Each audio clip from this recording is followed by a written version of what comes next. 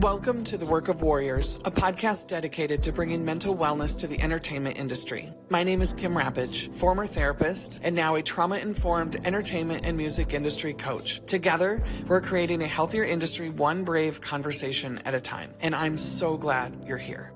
We're just going to jump right in. I am so excited to introduce to you Allie Colleen. She is a Nashville musician. She is beautiful inside and out. I met her when I was there in person, and you are going to love her and her story. Welcome, Allie. Hi, Allie. Thank you for being here. Hi. How are you? I'm very good. We're having a beautiful day here in Tennessee. It's one of our first ones, so I've been outside with my little feet in the dirt, just trying to get some stuff done on my one day that I got here. So it's just been a really good day.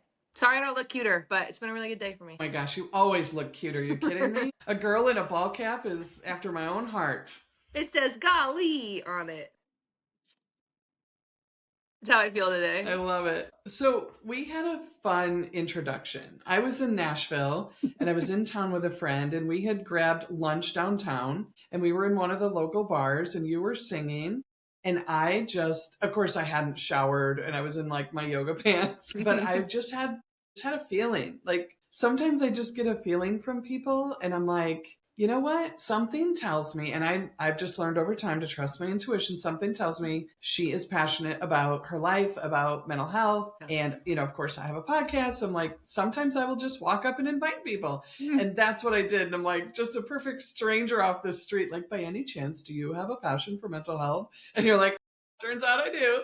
So, and then I was volunteering that night at Porter's Call at their Evening of Stories, which supports artists and mental health.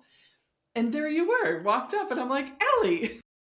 And I didn't know if you'd recognize me because I had then by showered. That was wild seeing you at the Night of Stories the same day, having talked about it. Again, coming from Midtown as we were, just doing bar stuff. So that was crazy. Felt a little serendipitous, but I mean, I don't know. I don't know how you can't care enough about not only your mental health, but others, because it's like, it's kind of the only glue that we have down here. You know what I mean? I feel like it's the only thing that keeps us from being primal sometimes. Yeah. Well, I think we're still, even in 2026, we're still struggling with the stigma. Really struggling with the stigma. And then, 2026 has been crazy so far. Nothing that has happened this year to me or my country, it was on my bingo card. Okay? Not a single thing. It's getting a little wild. I feel like it's the time to quit the stigma because stuff's getting a little wild. Yeah, and the stigma tells us that if this is hard, if you have feelings, if you cry, if you feel anxious, if you feel nervous, if you feel sad,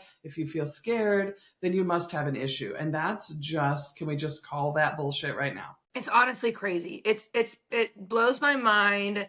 It also blows my mind how much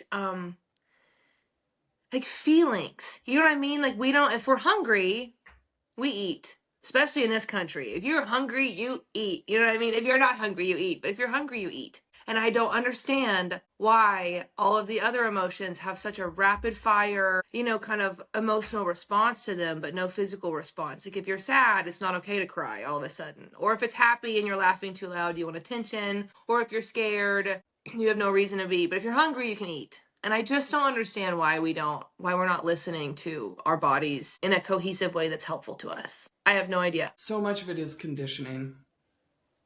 It's conditioning. We've been conditioned to believe that emotions are weakness. And I believe it's also rooted in productivity, which goes way, way back. I'm going to take a hard turn for a second, but it's actually rooted in racism. This productivity when, during slavery many, many years ago, when it first started, like, how do we get the most out of people, out of human beings, dark-skinned human beings? How do we get the most out of them without killing them?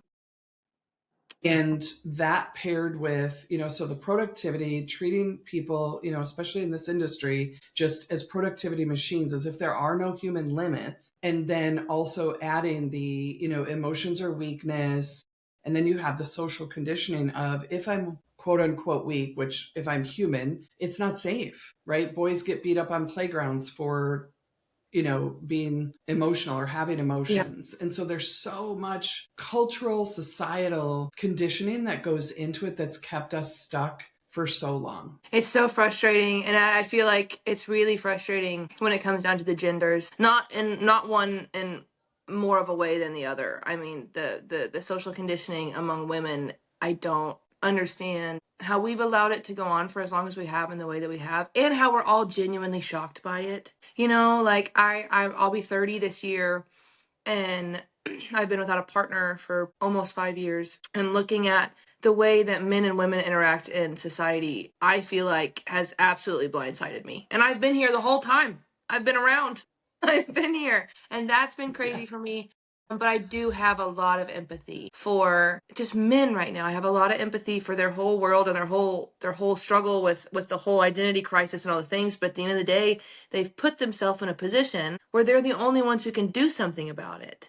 Like, they made this system that they're so upset about. And I don't know how, as an outside person who just loves men, I'm not a man hater at all. I think that they have a really valuable working, thing in whatever this is that we're doing down here, whatever this anthill is that we're all agreeing on, kind of thing. I think that they have a really special role, and I don't think it's always just provision and what it is. But I have a lot of empathy for them. They've got a really tough road right now, and again, they're the only ones who can change it for each other. Yep. Yeah. I love that you said that. I have a huge passion for men. I grew up with boys.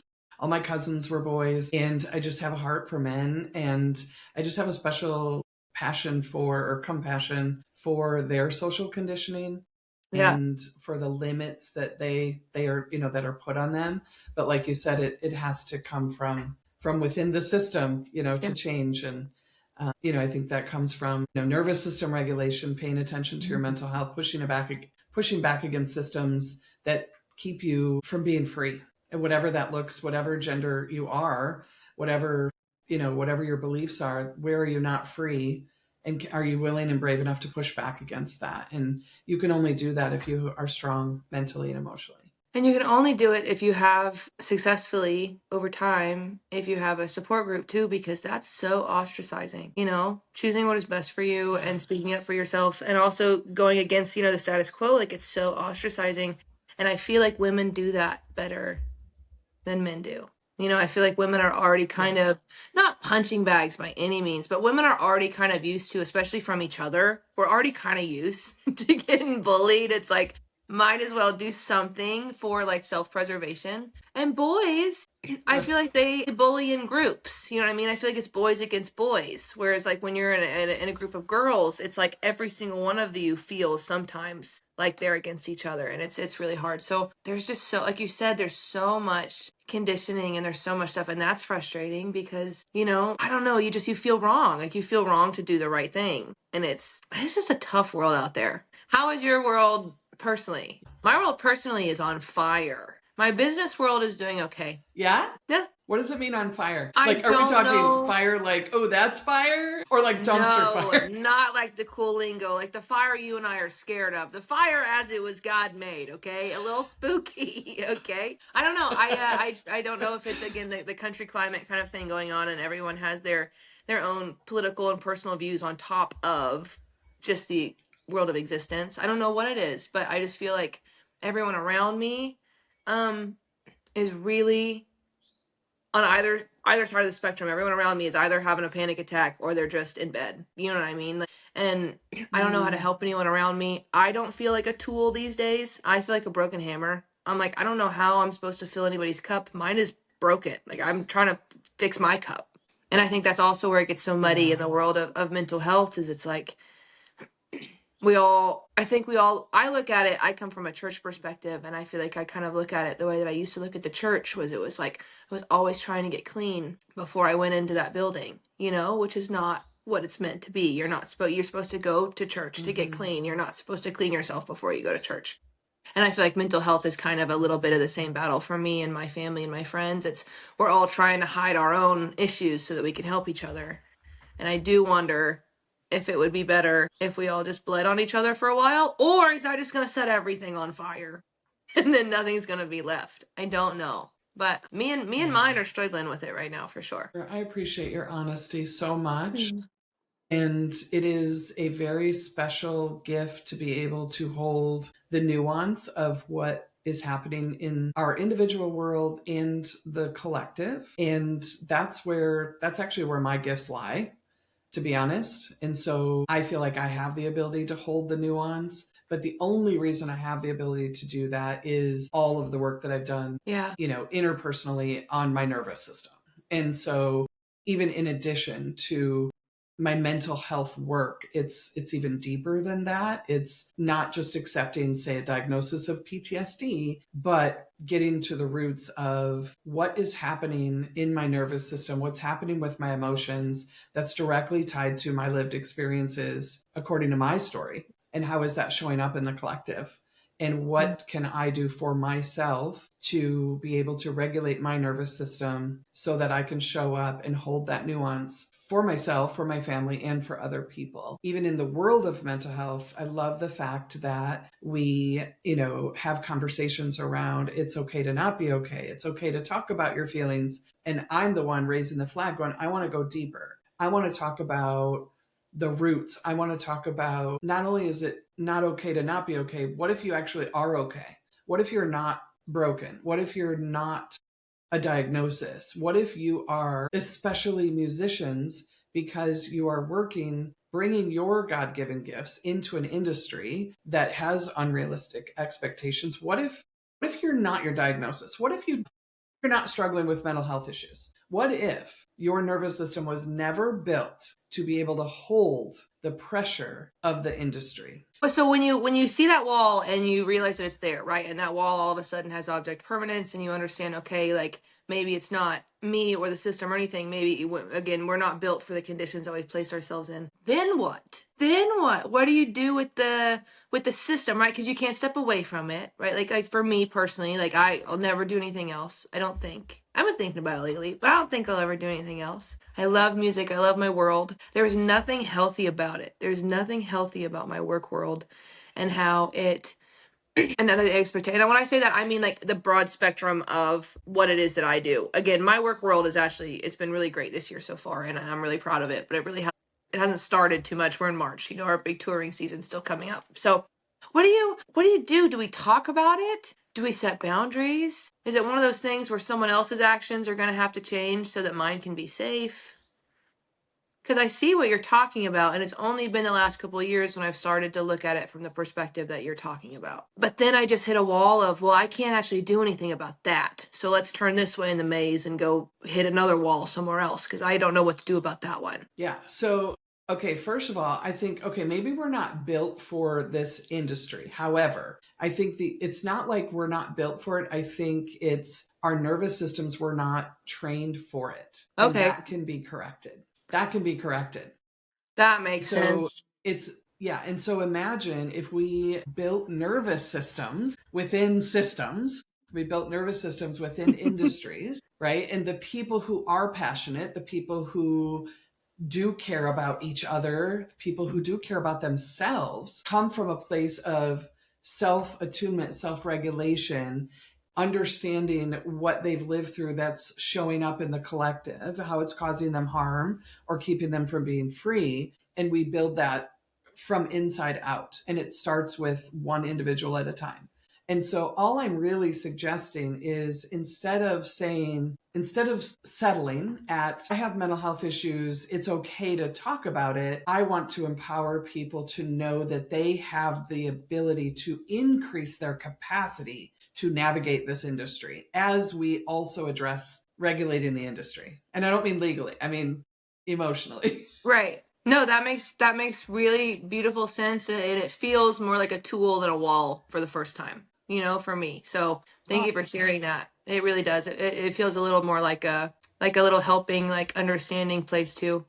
Because it is such a privilege, and I think that's also what I get so caught up in my industry is it's like it's such a privilege to get to make music for people, and it's such a privilege to get to travel, and it's such a privilege to have the income that we've been lucky to have, to continue to do what we do kind of thing. I was in a co-write yesterday, and I came in, I said, hey, my world's on fire. We're going to create a story today. This isn't mine. This isn't anybody's. This is one of those days where we are figuring out these two characters as we write about them, and let's make them up and let's figure it out. And midway through the write, my co-writer did go, This is just a lot easier when we aren't also writing the narrative. Like, do you relate to this at all? And can you put your life in this for me so we can maybe already have the storyline? And I said, no, man. I said, right now, my life is in pieces, and that's fine. I look at that like a puzzle, not like a broken vase. You know what I mean? I love puzzles. So it's fine. It's fine that it's in pieces, and it's cool that I'm recognizing pieces that are maybe parts of other puzzles that I've been trying to fit into this one for a long time. So a lot of good stuff, a lot of good, capable growth going on. But with that said, the one thing that you do as a songwriter that I found all my other friends doing is when something bad happens to us, and bad is a perspective. So when something challenging happens to us, right, that's putting us in this season that you are forced to react in one way or the other. We act like we have these really safe songwriting rooms where we can come in and we can talk about what we're going through. But what we're really doing is we're walking in with a color palette of like all different dark purples and blacks and blues and going, how can we romanticize this? Like, I just had my whole world broken by somebody. How can we romanticize that into a 3-minute song where other people are going to want to kind of exist into it? And we think that we're validating their emotions, and we definitely are. But if that's all we're doing, it's never going into that moment of actually listening to yourself and talking about what you're going through, and knowing how you're going to react next time when a human being puts you in that place or whatever the position is. So I love my industry, but it is one too that I feel like we pride ourselves on some kind of mental health that I don't think we have. I don't think we have it. I think we're romanticizing things that we should actually be, whatever, maybe picking apart or analyzing or fixing or whatever that would be. Sure. Yeah. And what you're describing is trying to create art from the pain, which is beautiful. Mm-hmm. And if everyone could do that, we would have a different world. And sometimes it's not enough. And sometimes it's the skipped piece where what's actually true is if you are able to be present in your pain and you're able to regulate your nervous system to be your own biggest advocate and your own biggest cheerleader, you actually have more clarity and you actually have more creativity. And it feels like less of a push and pull between how do I bring this thing to life and make it make purpose, right? It's almost like if I can make this mean something and if I can touch somebody else with it, then I'm okay. Like, imagine if you were already okay, even in your pain, imagine what you'd be able to create. Because that's what people need. They want to know, are you okay? Because I'm okay if you're okay, right? Right. No, you're so right. And it is interesting. And then musicians have this weird romanticizing thing of themselves where if you do that, you're not sparkly anymore. And I'm like, nah, I think we can all be, I think we can have some mental health and co-regulation and all of these things. And you can still be sparkly. You can still be mysterious, and like you can write your whatever songs and people are going to care about it. So I'm kind of in this little pool with a lot of my friends of mine here in Nashville where it's like we all want to get better, but we're worried if we get better, we're going to lose our sparkle. The same way that, like, ADHD kids don't want to be medicated because they lose their pizzazz when really they can just sit still for an hour. So it's a really weird world that mixes the two of them. And then you mix that with, again, we love them. You mix that with men, and you're writing songs in this really emotional space with men who have, I'm not going to say they've never emotionally regulated. I'm not going to pick on them and be all biased towards them, but it's just a little weird world, but it's such a privilege to make music. Yeah. And if you think about it, the psychological pattern, and I'll even go so far as I'll just be bold and call it an addiction, because our egos and our nervous system get addicted to the hit we get, right? And if your existence and your pain is addicted to how other people perceive it, and if it makes a difference, even in a beautiful way that's genuine, if we are not aware of that, our entire existence is attached to our pain, then we're never free. Like, we get addicted to like, well, if I'm free, then I'm not impactful. And it's like, no, it's the opposite. When you're free, you get to free other people. That's a really beautiful way to look at it, because that is exactly how it feels. It does feel like, oh, well, if I'm healed, what do I have to give? But I don't think I've been giving misery this whole time. You know what I mean? I do think it's been a very cell blockish, way to think about, making music and doing it. And me and so many of my friends do it. And that's also why I go to Porter's Call, and I love Porter's Call so much, because it's just a different brain type, and it's a different, I can't say I've ever really sought medical therapy outside of Porter's Call, to be honest with you. I think for that reason. So I might just be biased to the idea of it. But it is crazy that everyone who's making your guys' music for everybody, we're or a little bonkers, you know? Yeah. Well, we love our porter's call. Yeah. I would send someone to porter's call before I would send someone to a traditional clinical therapist. But they all have the background anyway, but they look at things more holistically. They look at artists as a whole human, and they don't look at their artists from a place of deficiency or lack or disorder, but they Yeah. look at them as human beings with gifts who are bringing their gifts into a toxic industry that we all love the industry. We do. Like I always say, when the world is upside down, it's the artists who save us. And therefore, it would behoove us to take care of the artists. And that's what Porter's Call does. I love Porter's Call. I love all of the things that you don't have to explain to Porter's Call. Like, you know, the the lifestyle that the artist lives is so cool and it's so privileged and it's so wonderful. For me, I have a handful of close relationships, I really do. Two of them do travel with me all of the time. So it's really nice to have someone that knows you, you know, out on the road kind of thing. But with that said, my two closest people are usually with me on the road or and they're not romantic relationships of mine kind of thing. So you go and you play these shows and you're the main thing that everyone showed up for, you know what I mean? And you're all anybody wanted to be around that night and people will pay extra money to spend just a little more time with you after or before the show. And it's a very wild world and you're just getting pulled in 17,000 directions for whoever they think that you are. And then you get back on the bus or in the van and you haven't touched your phone for 12 hours and you go check it and you have a little moment before you check it like, "Oh, how many people have needed me today?" And there's never a notification. You know, no one's needed you because the people you're working with are right next to you. So no one's texted you that day. And for me, I don't have any relationships outside of it. So it's like I think that's my battle in the music world is that ego, you know, is that ego of there's such physical evidence all day that I'm important and that I matter and that I have value and that people are enticed by me and intrigued and compliment me and all the things. And then you go back to your actual world and your bubble pops and it's just no one even wondered what I was doing today, you know, or no one even whatever. And that's not true, but that's what the phone, you know, image gives or whatever. And so I think that's a big reason too why I think I went to Porter's Call to try and regulate like just the ego of it all. The ego's always trying to keep you safe. And what I hear is just a genuine desire to have authentic relationships outside of your career. Yeah, I feel like that's probably what it is. But then you come home and you're off the road for a little while, and any other relationship feels the same way that the stage feels. You know, it feels like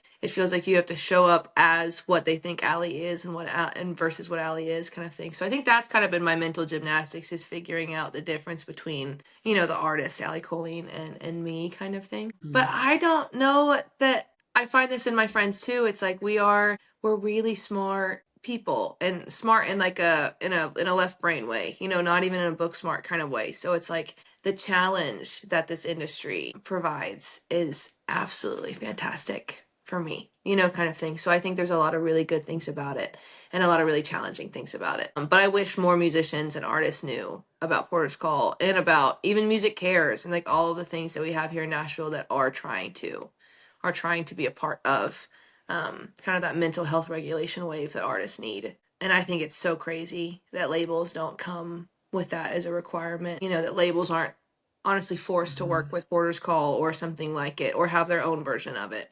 And when I was going to university for music business, they said that there was 2 life classes that you had to take at Belmont to be an artist to make sure that you understood emotional regulation and all of the things that are going to be expected of you in this industry. And then, I graduated and I went out into the industry and I did it and I didn't see that anywhere. And so I also think it's wild that there are universities talking about how, oh, we've implemented this role within the labels to help you guys with this. They don't even have artist development anymore, nonetheless therapy for artists, on the road or whatever. So it's kind of the town can't agree on it either. Nashville can't really agree on the importance of it. I work with 2 other coaches in Nashville, and we are working on a program to bring into the executive level, to bring more, all of it. We each do something different, but bringing in a team of people to work with labels and executives who are willing and who are advocates for personal development, mental health, mental wellness for their artists. Cool. So, Yeah, because you're exactly right. It's necessary. But I will tell you, even in my career as when I went to school to be a social worker, it was the same thing. Like everything you just described, it was here's, class on compassion fatigue, and you have to know how hard this is going to be as, as a caregiver, as a therapist, as a social worker, but nowhere in my degree was I ever taught anything about nervous system regulation. It was here's the problem, here's the diagnosis, here's how you treat it, here's the things you do. It wasn't even my own emotional freedom I didn't have until I worked with a coach and learned how to regulate my nervous system. I'm like, I could have used this in school in my Right. graduate program, and Yeah. all the clients I've worked with probably, would have really benefited from Yeah. it. Yeah. So it's all industries, right? Like all Yeah. industries are, they have their own issues. That it just happens to be the entertainment industry and the music industry are really, really the cream of the crop when it comes to the Yeah. imbalance of wellness and expectation. Compassion regulation has Yeah. to be crazy. That has to be crazy. I don't know if it's really something I've ever really thought about before in the sense of like your side of the table of the line of work kind of thing. I've been with Miss Beth at Porter's Call for a long time. And we kind of hit that place where she was like, we're kind of getting that place where we're kind of just chatting. You're kind of just coming in like it's lunchtime. And I'm like, well, yeah, I'm feeling good. I feel really good about myself. I like this. Maybe we can just be friends and have lunch now. And she goes, no, we just gotta keep moving, you know? And so she then suggested that I go, do you know Miss Debbie Reed at all? I don't know how close these circles are or how wide they are. She's out of Utah, but she does I don't like think so. she would do like a 4-day trauma intensive that you never really come out of. Like you stay with her and you do the 4 days and you kind of treat it like a 9 to 5 and whatever kind of thing. And so she was going to send me to go do that. And when I met Miss Debbie, I never ended up getting to do it. I wasn't able to afford it and we're still kind of working on it. But Miss Debbie, that was my first thing that I asked her when I sat down with her. I said, what is it in you that wants to sit with people for 4 days and take on whatever they know as, their largest traumas or whatever? And how does that make you a tool for your family at the end of that? And her answer was crazy to me. It wasn't anything magical or romantic or anything like I thought it would be. She would go, oh, my brain doesn't work like yours does. I don't care.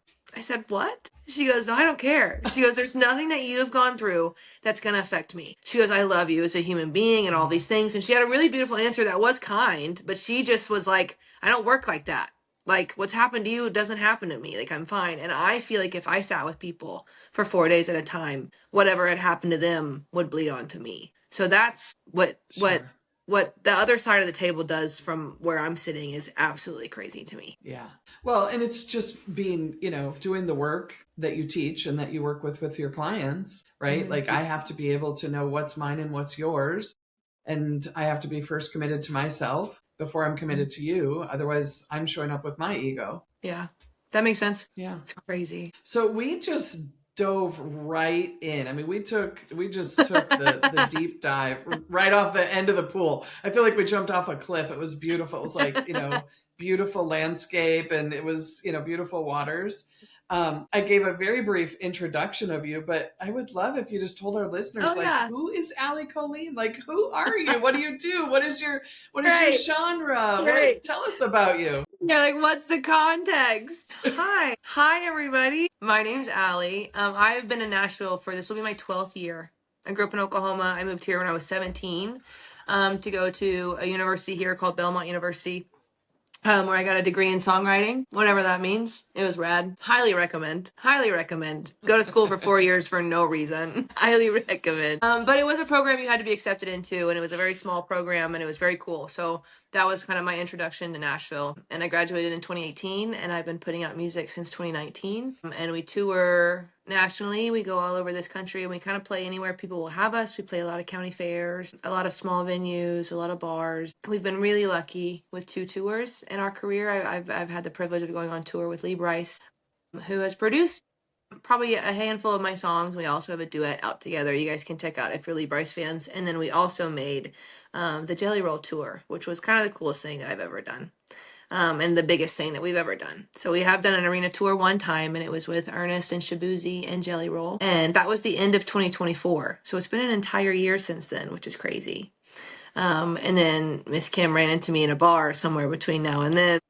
still doing my little 4-hour cover sets kind of thing that I do here in Nashville. The glamour side of everything that I do, for sure. But I don't know. I've been writing music since I was 8 years old. And it's all I've ever wanted to do. And I didn't communicate very well as a kid. I don't feel like I communicate super well as an adult, but I've obviously been in training for it, and I do it for a living kind of thing. So I figured it out a little more, but I didn't communicate really well when I was younger. And I had really big feelings, and I had a lifestyle that no one else had. And I just had a lot of really big emotions around my childhood kind of thing. And I found that if I would sing about it, people would listen to me. And when I would talk about it, I was just some kid just jibber jabbing about whatever. They didn't even know what I was talking about. I probably didn't know what I was talking about. But that's why I fell in love with songwriting. It's because you get to sit there and you get to think about no one but yourself for however long you write this song. And then you sing this song, and some stranger looks at you and goes, "Did you write that about me?" I'm like, "No, you've literally never crossed my mind." No, I didn't write that about you. And I found this really cool way to connect really young with people that I had no common ground with. And I just fell in love with music in that way. And that's honestly the only reason I'm still doing it, because I don't feel like I feel like I've gotten a decent toolbox over the years, but I feel like I'm so far from being able to actually mentally support or help people or reflect in my own life that I am healthy in any kind of way. So outside of just that absolute desire for connection, I think is what keeps me in this industry and doing music. I feel like a lot of people want to be famous, or a lot of people like being on stage, and I find it odd that I am still the center of the entire night, and I feel like I can't connect with anybody in the audience, which is not true. I have some of the coolest after show stories ever with people, and it's been such a blessing. That's kind of how I ended up in this big spaghetti plate of what is Nashville and music and everything. It's so beautiful. I just watched the documentary called Stands for Eminem. Oh, I've And heard watching really good his, things about it. I love him, but I haven't watched any of it. Yeah, it was really good. And he talked about, just how odd it is to have all these people there to see you. And, I think as fans and as, consumers of art, it doesn't strike us. We look at artists like, well, that's just what you do. Of course we're here, and the loyalty, and I mean, his fans, it's a wild community. Yeah, just that feeling of like, you're here to hear me. Like, I do some speaking, and even with that, it's like, why? Right before, like, why do you want to hear what I have to say? Yeah, Like, it's what? wild. And so having an arena full, or, a festival or a crowd of people, it's amazing. And I love that you said your desire for connection. Yeah. And I think that's what I felt from you. Felt a little connection, a little tequila. Hell yeah. I didn't have anything. That's where I tried to settle. Oh, well, I had tequila. I did. I was like, you may have had tequila, but I was stone cold sober. Oh, yeah, I did. I always do. I probably wouldn't have even approached you had I had tequila, because I've been like, I don't even know if I'm speaking clearly. Interesting. If I've approached somebody, I've probably had tequila. I'm the total opposite. If I'm talking to you, I've probably had something. That's funny. Yeah. I'm a really big Eminem fan. And he has been really verbal his entire artist career of being that guy who like doesn't want to be famous. You know what I mean? Like he the whole time, like all of his songs are about, can I just have my cake and eat it too? Like can I not rap and be literally the rap god and the greatest one that's ever been, and you guys not care about me? And I'm like, that's how I feel. I don't feel like Eminem, obviously, but I relate to that. Yeah. Yeah, for sure. I was going to ask you what your wins have been in the industry. And you mentioned, would you tour with Lee Bryce and then the Jelly Roll tour?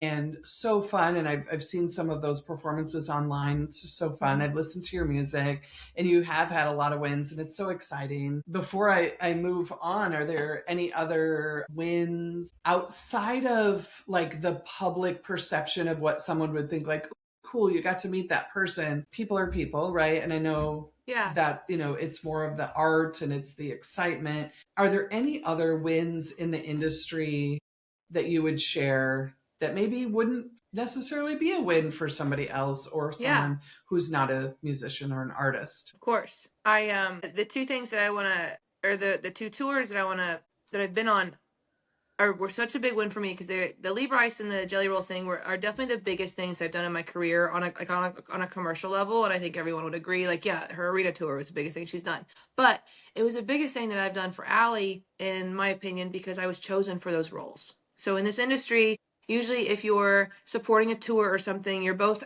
on the same label, right? Like the same money is being made for the same people if these two people are on stage together. Or, this is our next up and coming that we have a plan for. The audience isn't going to know them, but if we put them on these opening stages, they're going to start. Like there's usually a plan behind it. And both the Lee tour and the Jelly tour was just one of those really small moments where both of those artists in their own time had heard something of mine and thought, this is an artist that deserves a stage. So those were really big wins for me because nobody asked those artists to have me on tour with them. Those artists chose me, and it meant so much because, like, in Nashville, there's probably 150,000 songs a day that are released. Now there's probably 175,000 because there's at least 25,000 AI songs a day being released right now. So Oh boy. there's so much music going on. And, Jelly Roll didn't have to tune in to the one radio show I was on, the one morning I was on it, to hear Halos and Horns, to say, give her 20 cities. And I know that he argued with his camp about it, because I know his camp was like, hey, this girl's not going to sell a single ticket for us on this arena tour. Because that's what I would do if I was in their place. If I was trying to make money off of a tour, I would know and understand that this very talented, young girl that has 50,000 followers is not going to sell any tickets in these arenas that matter. And Jelly didn't care about that. And so to be chosen by people that I am a fan of was a really, really big win for me, outside of some industry kind of thinking, hey, this is how we can, make some money off Allie or make her big or something. It was just two artists who had worked their butts off to have the career that they had decided to give me a stage. It blows my mind. So those are really big wins. That's incredible. That's so beautiful. They're huge wins, and they scare me because you can't replicate them. I can't go, okay, how do I make Ashley McBryde fall in love with me and bring me on tour? Like, you can't just make that happen. So as much as I love them, I'm a little bummed that there wasn't a recipe, But with that said, I grew up a very privileged white girl in Oklahoma with a very successful family. Representation wasn't really something that was shy in my life growing up that I related to or understood. I didn't understand that. But when I moved to Nashville, I love tattoos. I've loved them since I was a little kid. I love the representation of the story. I love even just the stupid archaic of like someone sat through pain to look like that. I love all of it. I think it's all cool. I think it's romantic. I think it's cool. So I moved here and I got my first sleeve when I was 18, just right out of the box. Just got my first sleeve, just absolutely loved it. And nobody in country music looked like me anymore. And there was not a single female who was being represented, who these companies were picking up, that looked like me. And I thought, what have I done? Like, how am I going to be represented in this town? And then Ashley McBryde popped off commercially, kind of thing. So seeing Ashley be on stage in her 30s covered in tattoos was really changing for my career. And I fell absolutely in love with that. And I tell that story to say, on the Jelly tour, when you go out as an independent artist, you're just trying to make any money that you can. I lost a lot of money on that tour and just trying to make any money that I can because we had crazy expenses for the first time out of nowhere. And so every night, me and Bev, my manager, we would sell our merch together. We would set up our own table, and it worked really well as it didn't work because people would have to stand in a second merch line. You know what I mean? So anyway, we sold our own merch. And I kept my eyeliner in my back pocket. And every single little girl, even little boys, but there wasn't a lot of them that wanted it. But every single girl, anywhere from in their 20s to probably 4 or 5 years old, they would come through. And I have a little horseshoe face tat that I drew on for 2 years, just trying to hit this goal. I wanted to hit 1 million streams, and that was the only way I was going to get my face tat. And I was lucky enough to hit that right before the tour. So I, for the first time, had a real little horseshoe face tat. And they all loved it. Every single girl that came through my line left that line with a little eyeliner horseshoe face tat. And it was the first time that I just saw little girls that looked like me, that were just running around, that could be anything they wanted to be. And they were seeing a young girl also going up there and doing whatever she wanted to do. Like, again, something I wanted to do since I was 8. I was younger than most of these girls when I wrote my first song. And so that was the biggest win I think I've ever had. And it goes back to my show ends with this song called Wildflower. And over the years, there was one little girl in Van Wert, Ohio, like the middle of nowhere, Ohio, who knew all of my stuff. And it was the first time I'd ever showed up to a show where someone knew my stuff. And we always end the song with in the set with Wildflower. And she ran up to the stage at the end of the thing. And I just gave her my microphone and she just sang Wildflower. It's like the last word of the whole thing. And that has become my biggest career win on the planet, is now little girls come to my shows to get face tats and sing the last word of my song. There's nobody cooler than me out there. Like, what a world. Big wins. Oh my God. Yeah. I have head to toe goosebumps, and I will tell you, anybody who knows me knows, when I have goosebumps, it's just like my nervous system screaming, true, true, true, yes, yes, yes. That is the most beautiful win. Yeah. Sorry to all the previous guests, but that is the most beautiful win. Those are the most beautiful wins I've ever heard. I love you even more. It's so special. It's so cool knowing that you're making a little girl feel, or hoping that you're making a little girl feel the way that Ashley McBryde makes me feel. Like, that's crazy. Yeah. And it could be anything. Like, she could want to be an astronaut or a teacher, or she could want to be a stripper for all I care. She now wants to be the best one there's ever been. And I'm like, hell yeah, let's go. Like, go do your thing. And I love children. I don't understand them. I think they have sticky hands. They gross me out. I don't want to have them. But I'll tell you what, when I think about kids and just like the whole world that's in front of them, and what the effect that they can have on this culture and all these things, I want there to be, I think it makes me emotional because I always tried so hard to change little Allie. I always thought that she could be better, that she could look different. And I see these little kids and I'm like, I think we might have a bunch of little Allies out there. And I'm really, really proud of it. I'm really proud of them and how their brains work and how they don't communicate the best, but they do. And I think that's been my biggest win in music, is being able to connect with kids who get to be unstoppable. I love that so much, Allie. Like, you're literally, there's the saying, like, you are the one you've been waiting for. Yeah. Like, that's you. Like, you've become the one you were always waiting for. And first you do that for yourself, and then you do it for other people. Yeah. So beautiful. It's a privilege. It's very cool and it's very special. And so those are my wins so far. I'll have other ones too, which will be crazy. Oh, yeah, I can't wait till you're on stage with Ashley. That'll be cool. I'd cry the whole time. It's coming. That's okay. It's coming. She seems like a safe person to be able to cry with. She really does, dude. She just seems like the bee's knees. We've had a couple encounters, her and I, and she's just always been so kind and so Ashley. It's like I've never wondered who I'm talking to when I'm around her. She just seems to be Ashley, and I'm such a fan. Yeah. Well, thank you for sharing that. My next question is, and whether you want to talk about growing up with a successful family or, the beginning of the industry to where you are now, whatever you want to share, what have been your losses in the industry that someone else could relate to or maybe benefit from, knowing that you made it through it? I think my losses are just the noise, that comes with being a really confident female, but also just, performer. People, especially me, a lot of people think that I am absolutely indestructible, which I think is kind of cool. I have a representation for being really tough and not caring about, what people think and all of these things, which to a point is true when I can get myself out of the body, right? When I look at myself as Allie and little Allie and current Allie and all of those things, like, I really do think she's the bee's knees. I think she's one of the coolest people that I know, and I really love her and I trust her and I'm proud of her.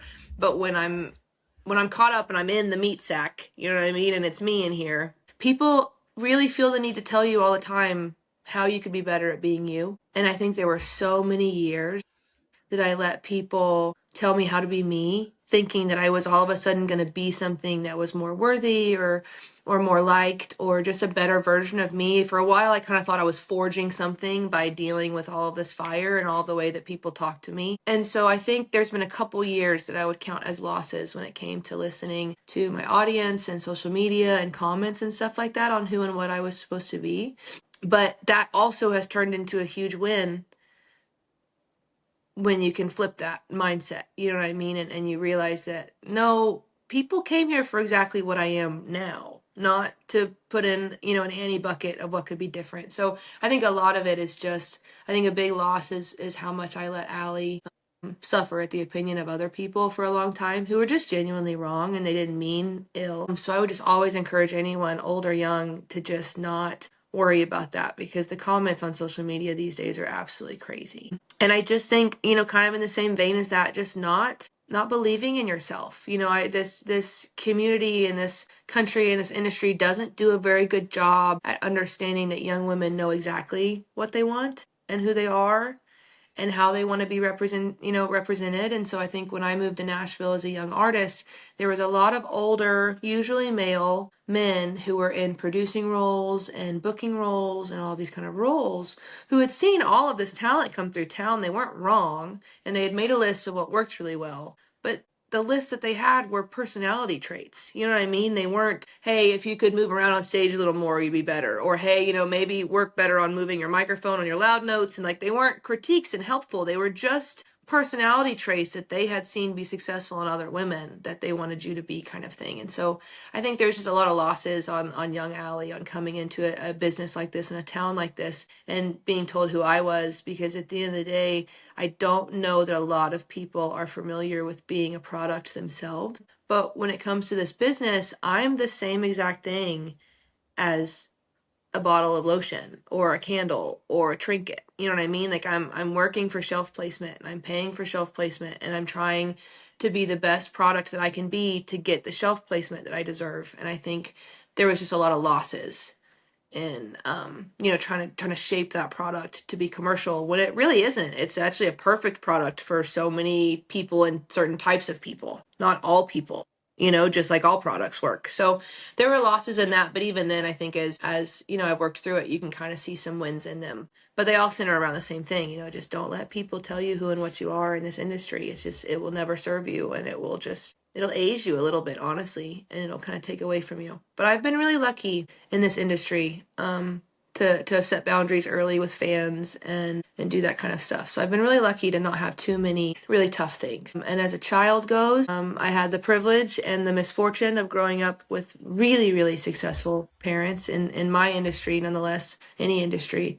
And I've always been something to somebody. I've always been a daughter my entire life of somebody. You know what I mean? There's always been things around Allie's name that weren't as important as Allie, right? So Allie, so-and-so's daughter, or the daughter of so-and-so, Allie. Like, it was always, when you look at it grammatically, Allie is the adjective of my name, and it's not my name. And it's very, very harmful. It's very harmful for a young girl to not be anything but something to somebody. I would say it's really very harmful for a young boy, but I had all sisters growing up. I have a brother now that has transitioned, but growing up, we were all little baby girls. And it was very, very effective on us and who we were and who we thought we were and who we thought we could become by our first years of life being nothing but an adjective to somebody else. And that was really, really hard. But I mean, again, because it was how I was born, Allie wouldn't be Allie without any of those things. And I was very lucky to have 3 parents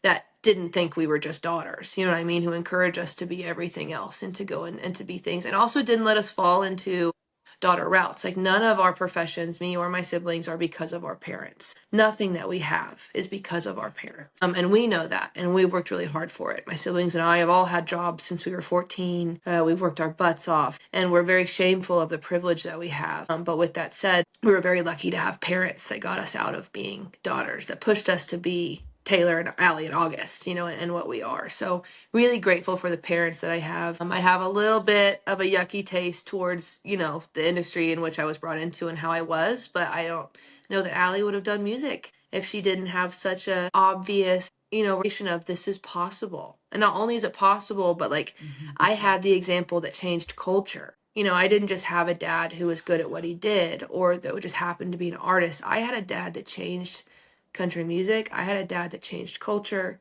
I had kind of the biggest of the biggest. And that was just as big of a blessing as it was really, really hard for us. Thank you for asking. Yeah, and I love that your parents, so it sounds like it was the outside forces in society who's like, you're so-and-so's daughter. Yes. But your parents were like, no, you're Allie. Like, we know who we are. We can't help the public view, but like behind the scenes at home in our safe space, you are Allie, and you can do whatever the F you want to do. My parents came from nothing. There's the goosebumps again. Yeah. Truth, truth, truth. My parents came from nothing, and they worked their tails off to have the careers that they have, all three of them. And I don't think that my parents have a clue what it was like for us either. And that's how much it wasn't coming from them. You know what I mean? I think it would be a shock to my parents that how much we endured and how much, what would happen because of who our parents were for other people. I remember my first spelling test, man, my first spelling test ever. I spelt the words right. The kid next to me did not spell the words right. I was so stoked. I was so excited. I'd never gotten 100 on something before. You know what I mean? I was so stoked. And I remember just celebrating with my classmates. I couldn't have been in first or second grade. And I remember celebrating with them. Three of them were like, you only got that because of who your dad is. And part of me thought, bro, you spelled beans wrong. What are you talking about? But then the other part of me thought, oh, you're probably right.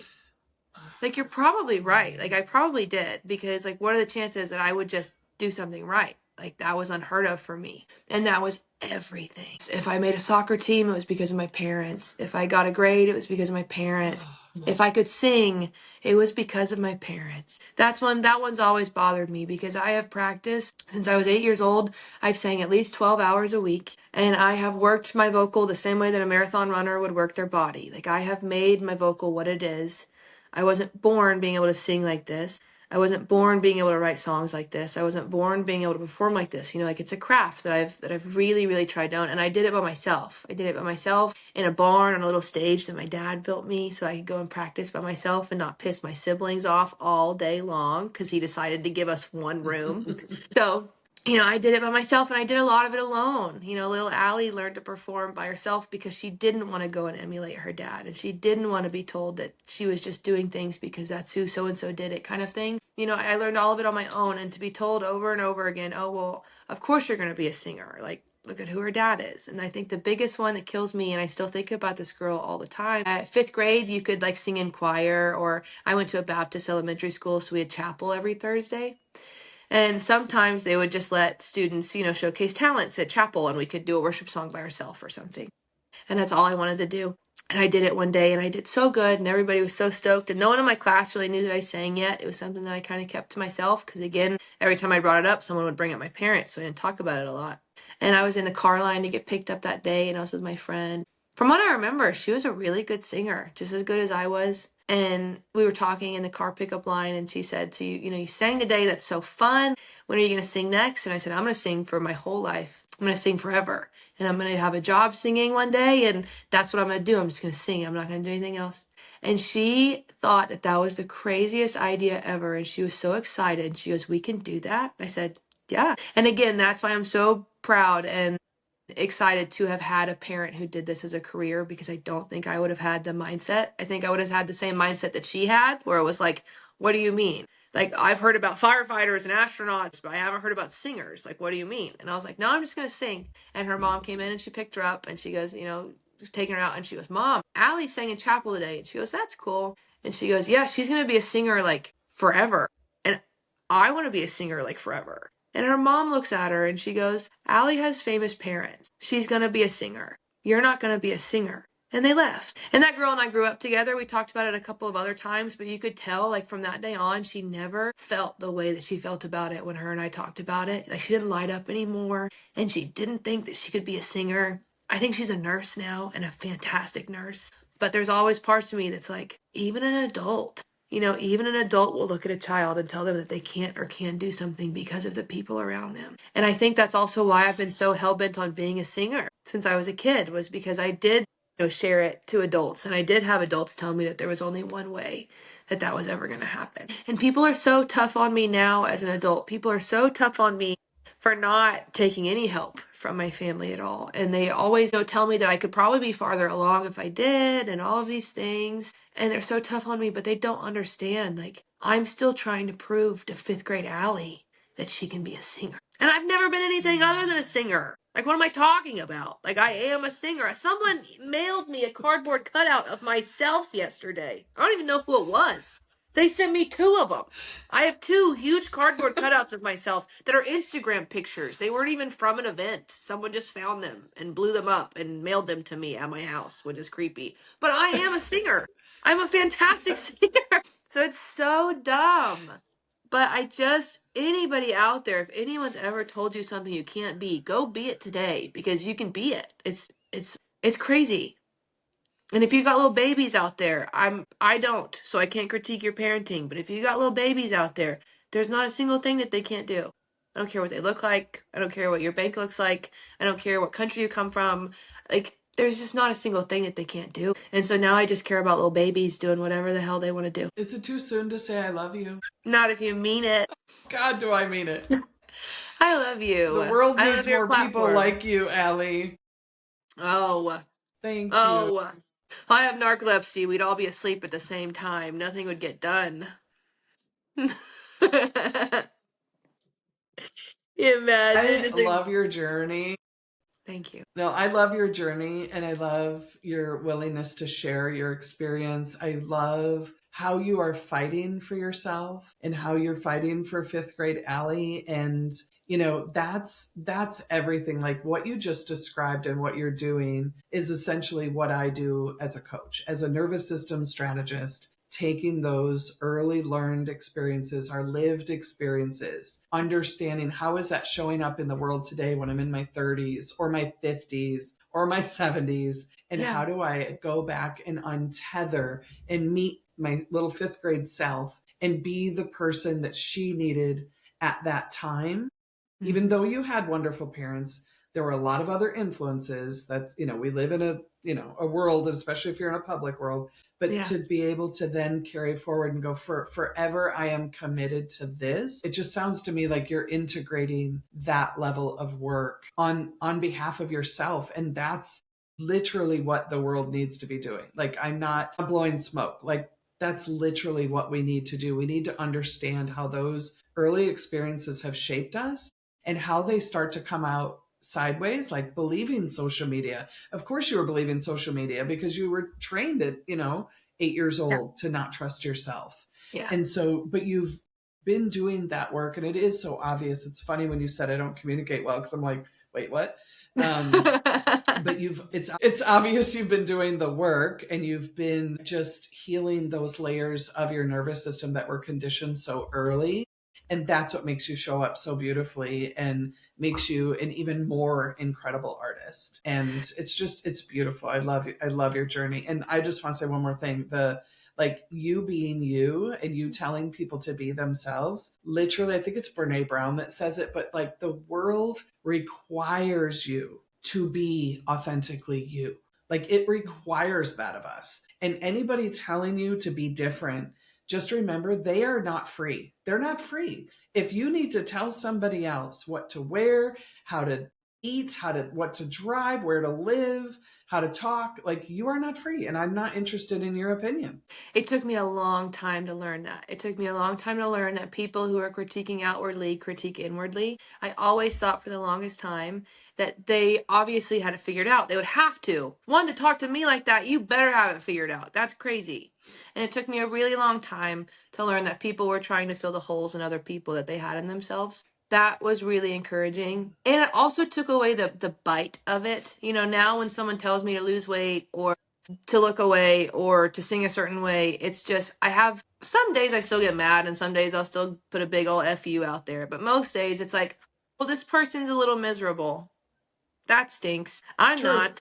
Have a good day. You know, I love these pants. Have a good one. Enjoy yourselves. Whatever. So that has been such a tool. And then like you said, understanding that how we feel is because of, not always, but I would be bold to say that a lot of the ways, that we feel as adults, we weren't born feeling that way, and I think when we get that confused and you think, okay, I was born with, so like for me, like I'm on the autism spectrum, and then I have really bad depression and I have all these things, and it's like you think that if you want to change that stuff, you're fighting biology, and you're not. You're fighting a conditioning that happened to you when you were really young at a space where you weren't protected enough by your own brain to say, get that thought out of here. That one's not helpful. You know what I mean? Like you were just whispered to as a child in some way or another, whether it was through stimulant or through speech or whatever. And like you don't have, like you're not fighting biology. You know what I mean? You're just fighting a feeling. or an expectation or, whatever. That was such a big tool for me to learn. Because I thought Allie was born a type of way, and there are things about her I don't like, and I need to change them, and I have to change Allie. It's like, no, I think I just need to understand Allie, and then we can maybe just let this go. And that was really, really helpful for me. So I'm glad that you said that in the way that you did, because I think that so many people think that they have to fight their own biology when really you're just fighting something that some unregulated person one day said to you. That's not, you can do that. That's doable. It's very doable. You live in a world where, or in, work in an industry where, it's still unregulated people, still dysregulated people telling you to be different, right? It's more of the same. And when you learn those early conditionings and you are committed to self-love, radical self-acceptance, then those comments eventually start to literally be slippery and just roll right off of you. Yeah. It's because you have so much freaking clarity. You have so much clarity, and you're like, that's so not mine. Yeah. Not mine. And it is weird. I don't even receive it. It's strange to at one point have thought that was just truth, and I think that's the biggest thing for me was, it was like, just because someone thinks this about you, like if someone thinks you're too heavy, nothing about that equates to you being too heavy or too small or too strong or too tattooed or too loud. It's just a thought that somebody had, and they did unfortunately decide to share it, but whatever. It's really empowering to get to that place. And for anyone too who gets to that place and then some days you still forget. I really pride myself on being really tough and indestructible and having come all this way that, like, your opinion's not going to hurt my feelings. Some Tuesdays your opinion really, really, really hurts my feelings. Some days your opinion keeps me in bed for 2 days straight. And so for anyone out there who goes in between that yin and yang, that's also okay. It's also okay to remember that sometimes people are assholes, and like some things you don't have to regulate around. Some things you can be mad. If someone's coming into your space and telling you who you are, it also is appropriate sometimes to be mad. It's not appropriate to be hateful or physical, I don't think, in my personal life, but it is okay, to be frustrated sometimes and to not be hard all of the time. I feel like when I have days where the comments get to me and the social media gets to me, I feel like I've backslid, into some kind of old thinking that I used to have. But at the end of the day, I'm just a person who got punched one too many times reading my DMs at 10:30 in the morning on a Tuesday. Don't do that. At the beginning of this conversation, Allie, you were talking about the industry and, feeling like, okay, if I come up to that wall, I don't know what to do about it. Like, what do I do? And I just want to tell you, Allie Colleen, you are doing it. The way that you are doing life, the way you are evolving, the way you are taking care of yourself, the way you're open to learning, and see, I could just hear the way you hear different perspectives. Like, this is it. It's just not dressed up very glamorously, but you're doing it. Like, you're literally doing it. Thank you. That's really, really nice to hear and really reassuring to hear. Because I think most days we just feel crazy, We just always feel so crazy. Yeah. And then you have to wonder what week of your cycle you're on and if how you feel is even how you feel. I just feel crazy a lot. So thank you for that. Yeah. Well, I don't use the word crazy, so I use the word dysregulated. Maybe you get dysregulated, but you're not crazy. I want to get dysregulated as a tramp And we stamp. get dysregulated. Just like a really cute. You're gonna get one? Like just a really cute font back there. She dysregulated. I want that so bad. Chronically dysregulated. My favorite tattoo is a Band-Aid on my knee. I have a tattoo of a Band-Aid on my knee because, like, you can't hurt her. Like, she's fine. I've already been hurt. That's my Band-Aid, and that's my little dysregulated. I don't know what knee it's on. Yeah. I have a little Band-Aid. That's cool. that's my dysregulated that is tattoo. So cool. But I still think it'd be cool as a tramp stamp. I love it. So I also got to meet Bev. Bev was a guest on the podcast. It hasn't aired yet, but I got to meet Bev. She's amazing. I love her. So thank you for introducing me. Yeah. I knew that. I want to watch Bev's. I'm going to put both of your episodes out back to back. It's going to take a minute, but I'm going to put hers out and then yours. But yeah, she doesn't do a lot. And so I was so honored that she came on as a guest, and it really meant a lot. And I'm excited. She's a really cool person. Thank you for introducing me to her. And she told me a little bit about what you have coming up, but do you want people to know what you have coming up. But we have four new songs on the docket, just ready to go. So we've got new music coming out all year kind of thing. This isn't really something for anyone to go to or celebrate with me, but if we feel like celebrating me sometime today, I got my dream little gig this year. I really wanted to go to the military growing up. I just felt like service was something that we should all do. And I'm really glad as an adult that looked a lot different in my life. I have a brain disorder where they really wouldn't let me do anything other than like an office job. And I thought, I'm bigger than that. I can do more than that for our country. So I never went, but I've been trying to get on a base camp tour ever since I started doing music. It's where you get to go to these base camps and you get to perform for men and women who just haven't been home in a long time and just give them a party. So I get to celebrate our country's year of freedom in Cuba, which seems like a dicey place right now, but we're not gonna worry about it. And I get to go play for 12 days in Cuba for men and women of our service military and celebrate the 4th of July with them. So I'm very proud of that, and I'm very excited. So if you know anybody who's stationed in Guantanamo Bay, let them know that we're bringing a party. So I'm really excited about that.